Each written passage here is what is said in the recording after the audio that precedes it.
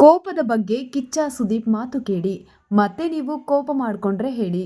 ಅದನ್ನು ನಾವು ಗಮನಿಸಿದ್ರೆ ಅರ್ಥ ಮಾಡಿಕೊಂಡ್ರೆ ಯಾರು ಅಂತ ಶುದ್ಧ ಕೋಪಕ್ಕೆ ಅರ್ಹರಲ್ಲ ಅಂತ ಅನ್ನಿಸ್ಬಿಡುತ್ತೆ.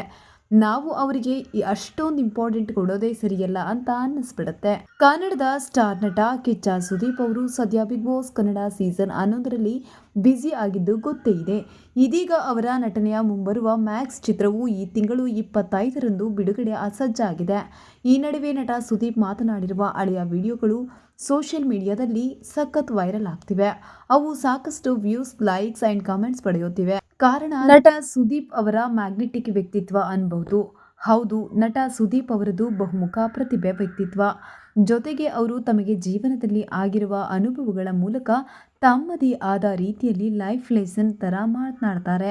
ಕೆಲವೊಮ್ಮೆ ಸಂದರ್ಶನಗಳಲ್ಲಿ ಪ್ರಶ್ನೆಗೆ ಉತ್ತರ ರೂಪದಲ್ಲಿ, ಇನ್ನು ಕೆಲವೊಮ್ಮೆ ಎಲ್ಲ ವೇದಿಕೆಗಳಲ್ಲಿ ಜೀವನ ಪಾಠ, ತಮ್ಮ ಬಗ್ಗೆ, ಬೇರೆಯವರ ಬಗ್ಗೆ ಅಭಿಪ್ರಾಯ, ಅನಿಸಿಕೆಗಳನ್ನು ಹಂಚಿಕೊಳ್ಳುತ್ತಾ ಇರ್ತಾರೆ. ಅಂತಹದ್ದೇ ವಿಡಿಯೋ ಒಂದು ಸಾಮಾಜಿಕ ಜಾಲತಾಣದಲ್ಲಿ ವೈರಲ್ ಆಗ್ತಿದೆ. ಕೋಪ ಅನ್ನೋದು ಪ್ರೀತಿಗಿಂತ ಪ್ಯೂರ್. ಯಾಕಂದ್ರೆ ಪ್ರೀತಿಸಿದವರನ್ನ ನಾವು ದಿನ ನೆನಪಿಸ್ಕೊಳ್ತೀವಿ ಇಲ್ವೋ, ಆದ್ರೆ ಕೋಪ ಯಾರ ಬಗ್ಗೆ ಇದೆಯೋ ಅವರನ್ನಂತೂ ಖಂಡಿತ ನೆನಪು ಮಾಡ್ಕೋತೀವಿ. ನಮಗೆ ಯಾರ ಬಗ್ಗೆ ತುಂಬಾ ಕೋಪ ಇದೆಯೋ ಅವರು ನಮ್ಮ ತಲೆನಲ್ಲಿ ಬೆಳಿಗ್ಗೆ ಎದ್ದಾಗಿನಿಂದ ರಾತ್ರಿ ನಿದ್ದೆ ಬರೋವರೆಗೂ ಇದ್ದೇ ಇರ್ತಾರೆ. ಆದರೆ ಪ್ರೀತಿಸಿದವರ ಸಂಗತಿ ಹಾಗಲ್ಲ. ಕೋಪ ಅಚ್ಚು ಶುದ್ಧ, ಪ್ಯೂರ್ ಅಂದಾಗ ಅಲ್ಲಿ ನಾವು ಯಾರನ್ನ ಕೂರಿಸ್ತೀವಿ ಅನ್ನೋದು ತುಂಬಾನೇ ಇಂಪಾರ್ಟೆಂಟು. ಯಾಕಂದ್ರೆ ನಾವು ಯಾವತ್ತೂ ಪ್ರೀತಿಸಿದವರಿಗಿಂತ ಹೆಚ್ಚಿನ ಇಂಪಾರ್ಟೆಂಟ್ ಕೊಡೋದೇ ಸರಿಯಲ್ಲ ಅಂತ ಅನ್ನಿಸ್ಬಿಡುತ್ತೆ. ಅದಕ್ಕೆ ಫರ್ಗಿವ್ ಅಂಡ್ ಫರ್ಗೆಟ್ ಅಂತ ನನ್ನ ಪ್ರಕಾರ. ಅದಕ್ಕಿಂತ ತುಂಬ ಒಳ್ಳೆ ಸಂಗತಿಗಳು ಮಾತಾಡೋದಕ್ಕೆ ಹಾಗೂ ಜೀವನದಲ್ಲಿ ಎಂಜಾಯ್ ಮಾಡೋದಕ್ಕೆ ಇದೆ ಅನಿಸುತ್ತೆ. ಸೊ ಕೋಪಕ್ಕೆ ಹೆಚ್ಚಿನ ಮಹತ್ವ ನೀಡಬಾರ್ದು ಅಂತಾರೆ ಕಿಚ್ಚ ಸುದೀಪ್ ಅವರು.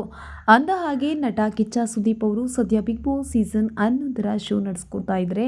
ಅದು ಈಗಾಗಲೇ 8 ವಾರಗಳನ್ನು ದಾಟಿ ಮುನ್ನಡೆಯುತ್ತಿದೆ. ಮುಂದಿನ ಸೀಸನ್ ನಾನು ಹೋಸ್ಟ್ ಮಾಡೋದಿಲ್ಲ, ಇದೇ ನನ್ನ ಲಾಸ್ಟ್ ಬಿಗ್ ಬಾಸ್ ಹೋಸ್ಟಿಂಗ್ ಅಂತಾರೆ ಸುದೀಪ್ ಅವರು. ಸುದೀಪ್ ನಟನೆಯ ಮ್ಯಾಕ್ಸ್ ಚಿತ್ರವು ಈ ವರ್ಷ ಡಿಸೆಂಬರ್ 25ರಂದು ಬಿಡುಗಡೆ ಆಗಲಿದೆ.